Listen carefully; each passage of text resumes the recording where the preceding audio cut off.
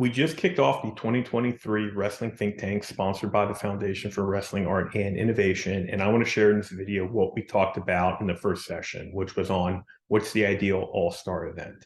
We started with identifying a couple guiding principles that should be used for the event. The first is you have to get the best talent for whatever format you've chosen, right? If you get the 7 versus the 11 ranked wrestler in a weight, you're probably going to generate a lot of negative buzz before the event even happens. So think about getting the best talent. And if you can't, don't call it an all-star event. Call it a kickoff, an invitational, or something else. But really think about generating positive momentum based on who's going to take the mat.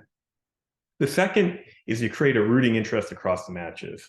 Try for it not to be 10 singular matches, where a fan base may only care about that match that the wrestler from their team or their program is in. So, how do you string together those matches into something bigger?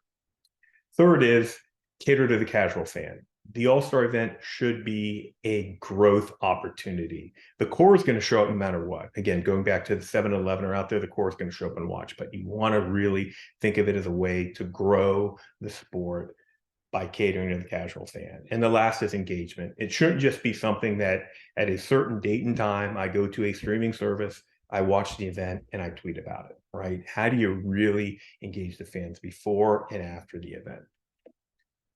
So with that, we first started talking about changing the match format. One of the highly debated things right now is, should the match count or not? Right. And I don't think there's a good answer there in general in the current format, but it's a weird conversation to have.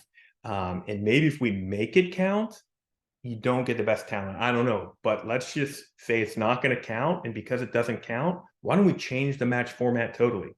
What about 1 5-minute period takedowns only? I think you open up a few things there. One, it's more just on offense. You're not having riding time, just like you don't see a lot of defense in the NBA All-Star game. I think second, maybe that format minimizes the weight advantage, and you would get more cross weight matches. And because it's not a real match, it's clear that it won't count. And I think it also makes it easier for the casual fan to follow. So again, I think if it's not going to count, how do we change that match format to be something that's more exciting, easier for the casual fan to follow, and hopefully attracts better matchups?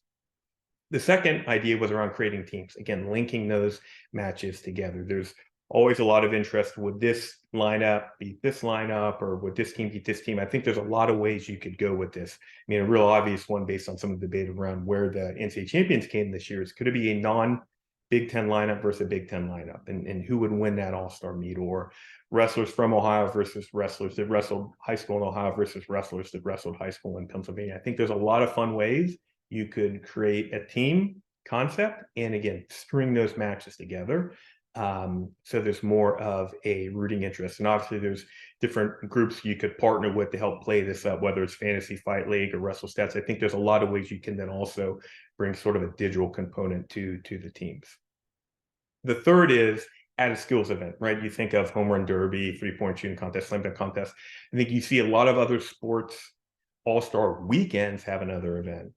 So why couldn't we think of something like that again, really catered to the casual fan? One we thought of is a big throw contest. You get a minute, you get to throw a teammate 3 times within that minute, and it gets judged. Whoever has the highest score after those 3 throws is the winner. There's a trophy, whatever. I think there's a great opportunity to add in a skills event, and also thinking about asking someone to travel to a location for one match. Maybe you get some more travel, some more people want to be there. If you string out the events, maybe the night before you have the big throw contest, the morning you have a celebrity takedown challenge, and then the afternoon of the second day or the evening you have the actual all-star event. But again, I think this is a great opportunity for us to think about things that might make SportsCenter top 10, that might get picked up for other news outlets, again, to really grow the sport and help us, kind of build that audience.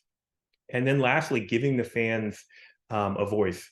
You've probably seen sometimes on Twitter, I've posted when I used to fill out the old Major League Baseball all-star voting ballots, and I try to stuff the ballot for Andy Van Slyke, right? I mean, now everything's so much easier digital. What if we had something where you could have a matchup maker? You could go and, what would be my ideal Big Ten all-star lineup? What would be my non-Big Ten all-star lineup? Or if I wanted to make a matchup, what are the matchups I want to see if I can move a wrestler up and down one weight? And, again, for a non-standard match, 5-minute takedown contest, I think there could be a lot of fun up to the event. I think you would get some of the wrestlers involved if they were picked, weren't picked, a lot of trash talking, just a lot of positive discussion about the event. And obviously a lot of other things you could do digitally in event, post event, to again be more than just going out to a streaming service on a particular day, watching an event and tweeting about it afterwards. So those were really our 4 ideas on the topic. We had a lot of other ideas throughout the discussion, but these are kind of the big 4 we gravitated to. So just good stuff to think about. And again, if you're interested in ever jumping on another think tank, we've got 3 more scheduled. We'll probably do some more. There's links in the about page on this YouTube channel where you can figure out how to connect with the Foundation for Wrestling Art Innovation to get on the Zoom invites for future ones. All right, thanks everybody.